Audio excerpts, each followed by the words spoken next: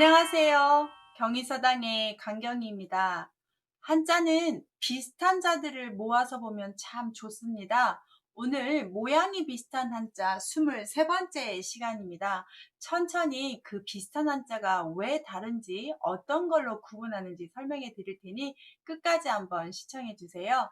자, 전할전하고 스승부자가 첫 번째로 나왔는데요. 상당히 비슷해 보여서 많이 혼란스러운 한자였죠. 먼저 앞에 사람은 똑같고요. 뒤에 있는 한자가 발음들을 하는데요. 전할 전자의 뒷부분은 오로지 전자라고 해서 오로지 사람이 사람한테만 전달을 하더라 라고 해서 유전자라고 한다든지 전달 또는 뭔가를 그래서 이심전심 이런 식으로 전달한다는 말로 쓰는 단어인데요. 뒤에 있는 한자가 오로지전 또는 이 위에 있는 한자가 물레전 이렇게 해서 물레 실을 뽑는 물레가 이렇게 한 방향으로만 안 돼서 한 방향 전자에서 오로지전 그 전자를 활용해서 쓰는 한자가 돼요. 그래서 아까 방금 말한 것처럼 전달, 전통, 전기, 유전 이렇게 쓸 수 있고요. 스승부자를 보시면 앞에 사람인자의 뒤에 펼부자인데요.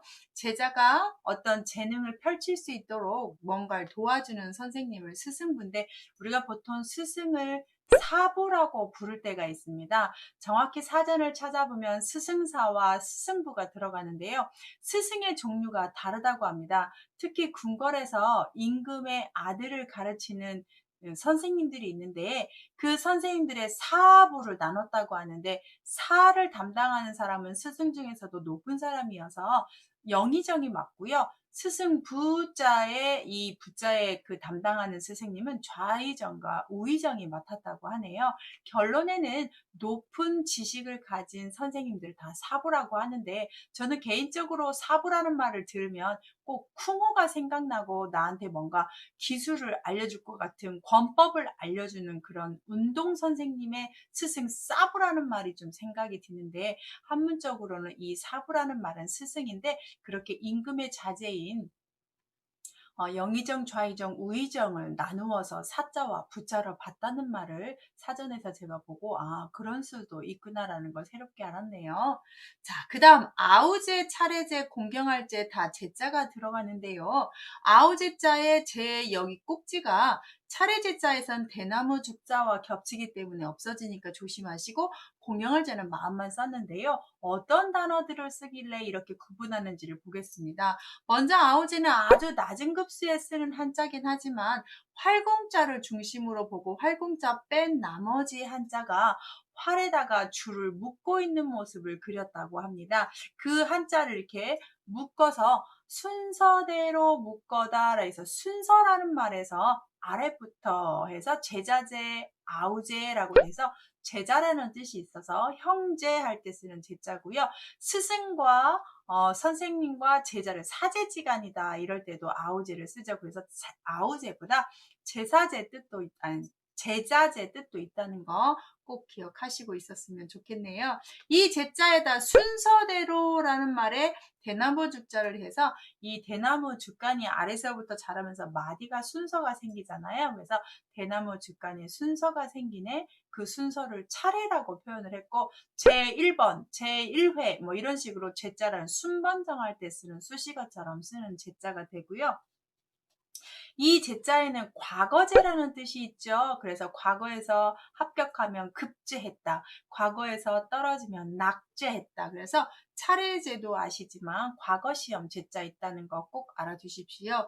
공경할제는 당연히 아랫사람이라면 마음을, 윗사람을, 공경하는 마음을 갖고 있어야 된다 해서 공경할 제자인데 문장 같은 거 볼 때 많이 나오는 단어입니다. 그래서 효도하고 공경하는 것을 효제다고 표현할 때 쓰는 제가 되겠습니다. 세 번째 새주와 까마귀 오자는 구분하는 방법 많이 아시지요? 새 모양을 그렸고 까마귀 모양을 그렸는데 이 까마귀는 날개도 까맣고 새의 눈을 상징하는 이쪽 부분도 까마서 쓰지를 않았다고 합니다. 그래서 새주는 새의 모양이고 까마귀 오자는 여기 눈을 뺐기 때문에 까마귀 오로 들어가는 단어가 상당히 많지요. 오골개 그러면 까마귀처럼 까만 피부, 고기 같고 뼈까지도 까만 닭을 뜻하고요. 오비일학이다 그럼 까마귀 날자 배 떨어진다 해서 의심받는 행동을 내가 그 상황에 딱 맞게 저질리게 됐다는 표현으로 쓰고요. 오합지졸이다 그러면 까마귀들이 모일 것처럼 훈련이 안 된 군대다 해서 아직 까마귀 오자는 사자성어의 단골로 잘 나오는 한자입니다. 세조자가 들어갈 때는 조족지열이라는 거 한번 알면 어떨까 싶은데요. 세 발의 피다 해서 아주 적은 분량을 비유할 때 쓰기도 하지요. 이를자와 가물 한자 보시면 정말 비슷해 보이지요. 태양으로 다 한자의 뜻을 주고 있는데요. 태양이 뜨고 있다라고 해서 일찍 뜨고 있는 태양을 뜻하는 한자도 있고요. 새싹이 나는 모습, 일찍 돋아나는 새싹 모양이라고 하는 데도 있는데 똑같이 날일이 들어가니까 날일로 보셔도 괜찮을 것 같아요. 태양이 일찍 떴다인데 아침 일찍 영화 보는 거 우리가 조조할인이라고 하죠. 그때 쓸 수 있는 조자입니다. 이를조 할 때 쓰는 조가 되겠습니다. 또는 조숙하다 이런 말 하면은 일찍 아이가 좀 성숙한 걸 조숙하다고 한다든지 조기 마감되다 조기 이럴 때도 이른 시간이라는 뜻으로 보시면 좋겠네요. 가물한 자를 보시면 태양이 떠 있어서 방패간 쩍쩍 땅이 갈라지고 막아진다는 뜻이어서 태양 때문에 가물다, 비가 안 오는 태양만 떠 있는 상황을 뜻하는 걸 가물 한자라고 합니다. 옛날에는 이렇게 가뭄이 오면 가뭄 담당하는 귀신이 지배하고 있어서 그렇다라고 해서 그 가뭄 귀신을 한발이라고 표현을 했습니다. 그래서 가물 한자에 날이 들어갔는데 모양이 좀 비슷해서 보셨으면 좋겠고 이렇게 가뭄 재앙을 한재라고도 표현을 합니다. 잡을 조자를 보시면 앞에 손수와 불화로 잡을 존지 말을 존지를 구분을 했는데요. 뒤에 있는 한자가 똑같이 들어가서 조발음인데 그러면 뒤에 있는 한자를 알면 좋겠죠. 저 자는 옛날 부스였는데 지금은 쓰지 않지만 뜻을 알아두시면 상당히 좋을 듯한데요. 나무 위에 살아 이렇게 물건 품자가 아니라 나무 위에 물건이 있다도 되지만 새집을 그려놨다고 합니다. 나무 위에 새집들이 많이 있습니다. 새들이 모여 산다 해서 새떼지어 울조라는 한자입니다. 새들이 있는 모습에서 앞에 손을 했으니까 새집에서 새를 잡으려고 하는 모습이어서 잡을조가 되고 마음을 잡다 그러면 조심하다가 됩니다. 나의 뜻을 끝까지 잡고 있다 그러면 지조를 지킨다 이렇게 표현을 하기도 하는 한자가 되겠습니다. 그리고 몸의 건강을 계속 지키려고 하면 체조를 한다 이럴 때도 쓸 수 있는 단어고요. 마를 조자는 불로 말린다 해서 마를 조에서 제일 많이 쓰는 게 바로 건조겠죠. 그렇죠. 불화를 써서 건조라는 말 제일 많이 쓰고요. 또는 마음이 타들어가고 있다라고 해서 초조하다 이럴 때도 이 조자를 쓰고 있네요. 여섯 번째, 무리중자와 코끼리삭은 분위기상 아래가 똑같은데 어쩌보면 하나도 안 똑같다라고 보실 수도 있는데 언뜻 봐서 좀 혼동될까봐 쓴 한자고요.